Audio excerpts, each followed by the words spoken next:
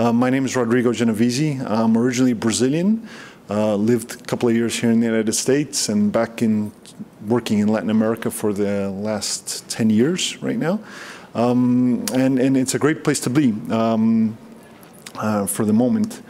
Let's see if this clicker goes. I think we can do it from here. That's okay. Just 1 second.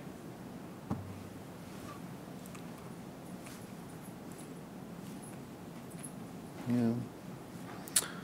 I don't think it's transmitting the same PPT.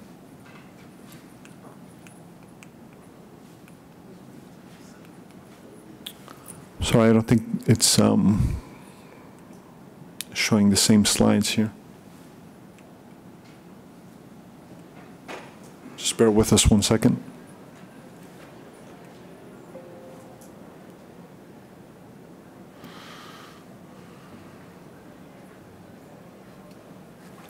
Okay, now. Yeah, sorry. Okay. Yeah, so basically when I went to Brazil and started working there, again, we really thought that initially Latin America was a little bit of the wild, wild west. So what was going on, what was happening there, but definitely got to the point where we definitely saw that Latam is digital. It's growing like crazy there right now. At the same time, representing a global affiliate network, going back to Brazil, we saw the importance of maintaining a lot of the core affiliate strategies that you see in more mature markets like the US or Europe, for example, in terms of quality and transparency between advertiser and publisher, looking at the greatest reach in terms of global reach and local touch, but definitely looking at also all of the network functionality that a global network would need to have in order to sustain a positive affiliate marketing channel in a Latin American country. So basically, what we saw today for 2017 is that Latin America is the region that is growing the fastest in all of the world in terms of digital e-commerce. That's over 30% growth year on year expected for 2017. Naturally, the amount of investment there when comparison to the States or Europe, it's definitely smaller, but still the percentage growth rates in the region in general are very, very, very important there. And this also brings to light a lot of opportunity when one is looking at the affiliate channel. So both for advertisers in terms of definitely scaling their business through the affiliate channel, but also for publishers, looking at the various industries that are growing within the market. So similar to mature markets, you'll definitely see a digital advertising landscape, which is very similar in the US or Europe to that you see in Latin America. What's interesting, though, is that the affiliate marketing channel is already close to 30% or 20 to 30% of any of the advertisers' digital marketing channels. So definitely the advertisers will look at Google, Facebook, retargeting capabilities, influential marketing, etc. But the affiliate channel is there, and it's very, very representative. When talking about CPA, the advertisers definitely like that, and it's our job in terms of a network to really make sure that the advertisers are following the rules in terms of working with publishers in general. Also, when you look at Latin America, I know you can't see the numbers there, but basically we're talking about $8 billion market in terms of digital ad spend, whereas Brazil is basically 50% of that potential right there. So 50% Portuguese, Brazilian-speaking language, and the other 50% Spanish, Hispano-American language there, definitely. Something to point out also is the importance of social media with regard to Latin America. So definitely all of Brazil and Colombia, Mexico, very, very important to be present within social media. And the affiliate landscape is very, very much present in terms of social media there as well. When we look at the share of advertisers, so when you look at the advertiser portfolio, basically 65% of the advertisers are all very, very retail specific. So most of the big retailers within the region are working a lot of affiliate marketing channels there and depend a lot on the affiliates to actually drive sales to them. As you can see, a lot of the brands are very local brands in this sense, and this is just because of Latin America does have a little bit of an issue with regards to logistics and taxes and stuff like that. So it's it's somewhat difficult to be able to work the affiliate marketing channel in South America when you're dealing with physical products that have to be logistically sent over from the advertiser to a user. So therefore, you have brands like Walmart, who are international brands, and Walmart is very big in Brazil, very big in Mexico, for example, one of the biggest retailers. They're there, and they do use the affiliate channel there. But there's a lot of local brands that also have local expertise in terms of dealing and sending goods from their distribution centers over to users. That's not to say that international publishers can't take advantage of that and can actually work with these advertisers, just getting to know the advertiser and the intricacies of the market. The travel market is a little bit different, though, although still representing 25% of the affiliate share from what we've seen in Latin America. The travel industry is a little bit more, has a little bit more international brands that we all know of. So brands like Hotels.com, Expedia, TripAdvisor, the international airlines, etc. They're very much present. So they make a big piece of the affiliate marketing investment within the market, and it's a little bit easier in terms of sales. So there's no actual physical product that has to be sent from point A to point B. It's easier to sell an online air ticket or a hotel online as it is a service, let's say. The other two industries, specifically telco and finance, those are the industries to grow. So when we look at Europe, for example, we see that all the telco operators are all working affiliate marketing. All of the insurance brokers, the insurance brands, fintech companies, they're all doing affiliate marketing. That is something that is going to definitely grow in the next couple of years. When we look at retail travel, they're pretty much all the market is pretty much very much mature in Latin America with regards to these brands, but fintech and telecommunications, those are the brands to come up. So if you're a publisher working in the United States or EMEA with regards to and have a focus on telco and finance, then Latin America is the next big market to be booming there with regards to these two industries.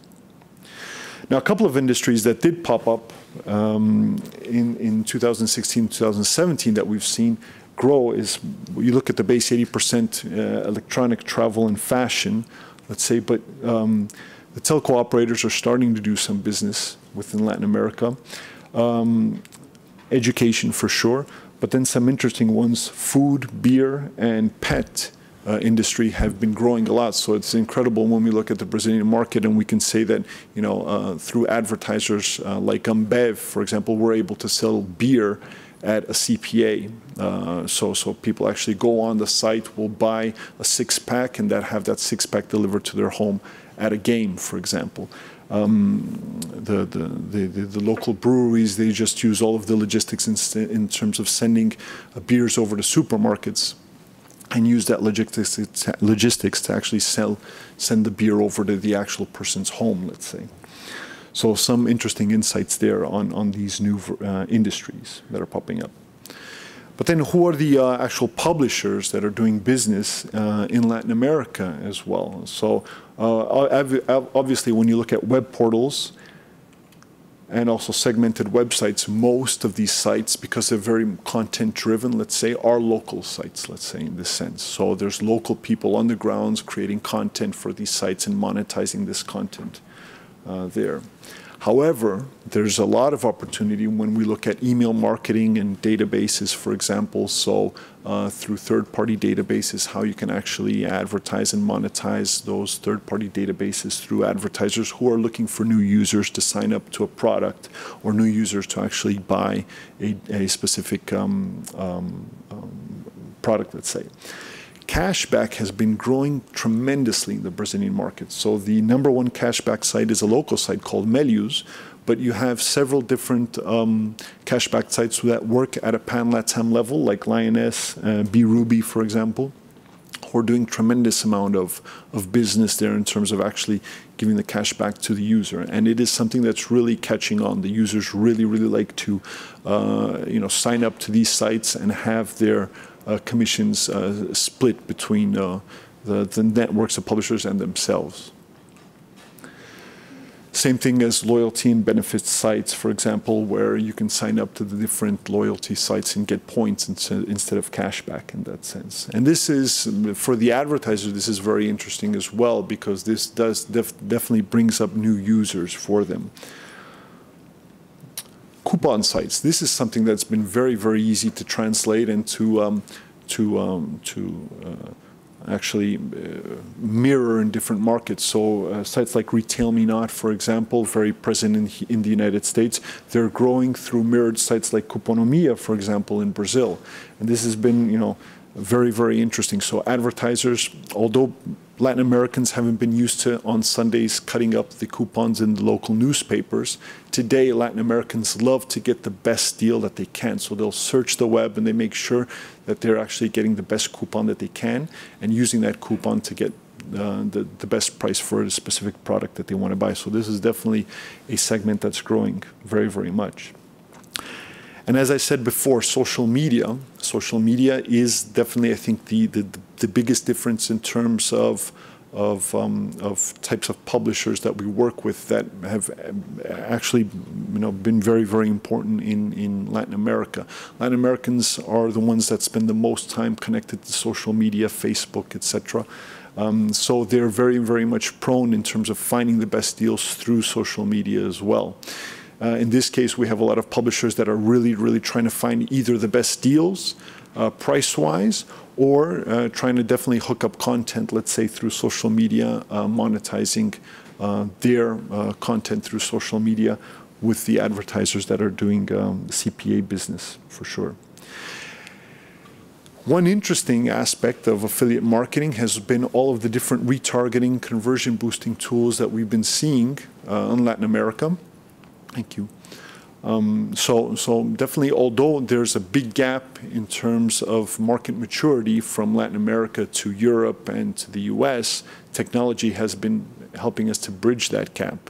And therefore, a lot of the international publishers that we work with and technologies that we work with in the United States or in Europe can quickly bring their technology over to Latin America and start implementing that technology there, where advertisers don't know exactly, or don't know the technologies themselves. They're too busy thinking about how they're going to sell their product, logistics, tax-wise, etc. They don't have the know-how of how to implement a conversion boosting tool on their own sites many times, or even email retargeting, sending out reminders to their database on how they should buy a little bit more. So there are definitely some important retargeters within the market for sure. So Criteo is very big there, but still there's a lot of opportunity for publishers to take a hand in that, definitely, and make commissions out of that, as display is as well. So there's a lot of publishers doing programmatic buying, so arbitrage in terms of buying on a CPM basis, earning on a CPA basis. Since most of the publishers have a lot of audience, so the big publishers have a lot of audience, there's a big potential of actually monetizing and arbitrating on a CPA basis for these advertisers there. So again, here there's a lot of potential for international advertisers who buy media, who do traffic brokering in the US, in Europe, to actually bring that know-how into Latin America.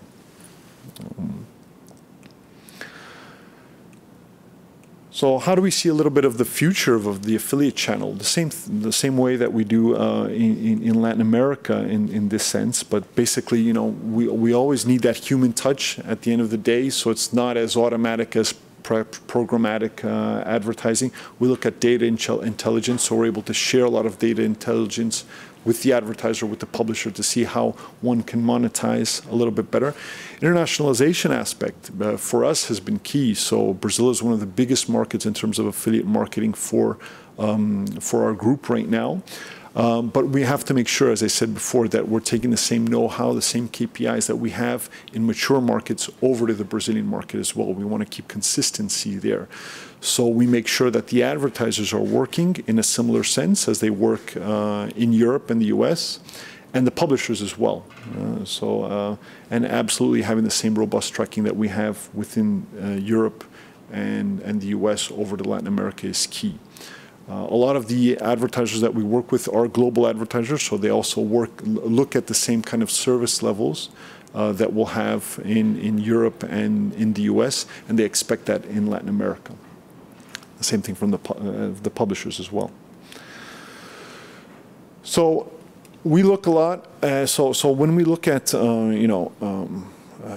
technology bridging the gap, we also look at a lot of influential marketing, let's say, and something that we're definitely bringing up to Latin America is, okay, stop thinking about just last click conversion, but look at all of the customer journey and look at all of the publishers actually with different touch points within the customer journey. So we're able to identify, the blogger that influences on the first click, the content site that's doing the mid-funnel conversion, and also the coupon site that is actually closing the sale at the end of the day.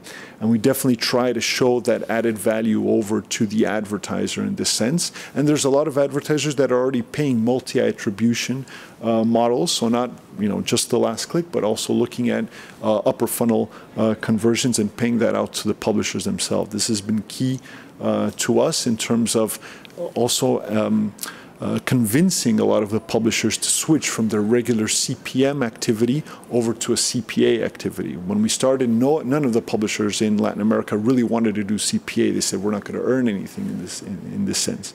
But after some time, they got they understood that they can actually earn more on a CPA basis than they could on a CPM basis, and it's also very positive to the advertiser itself. Something that's also been very important for us within Latin America has been all the cross-device tracking that we've started to implement there as well. Again, technology bridging the gap. If you look at Latin America, you'll have more mobile phone lines than you have population in all of Latin America. Basically, everybody that lives in Latin America will have 1 to 2 phones, cell phones, let's say. So when you look at remoter areas, basically, all landline communications, all internet communications through cable, that's disappearing. That was never implemented, and that's just not going to happen. So everybody is actually in the northern countries, more northern areas, for example, of Brazil, remote areas, they're starting to buy through their mobile telephone, through tablets, let's say, through Wi-Fi connections. So everything to do with cross-device tracking has been very important to us as well. And how do we see what a specific user is doing on a mobile device, and then translating that over to desktop devices through internet cafes and whatnot. So that's also been very, very important to us as well. And just basically speaking really quickly about our company, we're having over 230 affiliates join our network every day, and a big part of that are affiliates joining Latin America in this sense. It's one of the fastest growing regions in terms of affiliates actually joining the networks and starting to earn on a CPA basis. Also for Latin America, pan-Latam-wise, we're the #1 network working within this area. So again, trying to bring all of our international KPIs and trying to instill that within the advertisers and publishers working in the landscape, and actually adding value at the end of the day to both parties. Over 100,000 active publishers worldwide. So active publishers are actually publishers are earning commissions, but we have over 100,000 registered publishers that's just in Latin America as well. So very, very important region for us in that sense. And my time is basically up in terms of presentation-wise. That's why I have to wrap up. But I wanted to say thank you to everybody that's here, and definitely open up for questions if anybody would have any. Excuse my not being familiar with speaking in English. It's been a while since I've actually presented a presentation in English, but hopefully I was able to get a lot of the info across to everybody here, and definitely open up for questions, comments, more insights, or be available at our stand, at the Awin stand as well on the 7th floor. So if anybody has any questions, thank you. So if anybody has any questions, you can use the mic up there, and if not, yeah, go ahead. Hi. Hey. Just a small comment. I mean, at least for Mexico, where I am from, the payday loans are growing a lot. Okay. The fintech industry is growing enormously. So for the lead generators is going to be a huge opportunity too. And the paper call, I think, right now in Mexico, no one is doing it.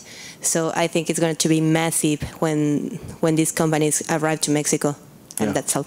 Great, thank you. Yeah, definitely. I think more on a CPL basis for sure.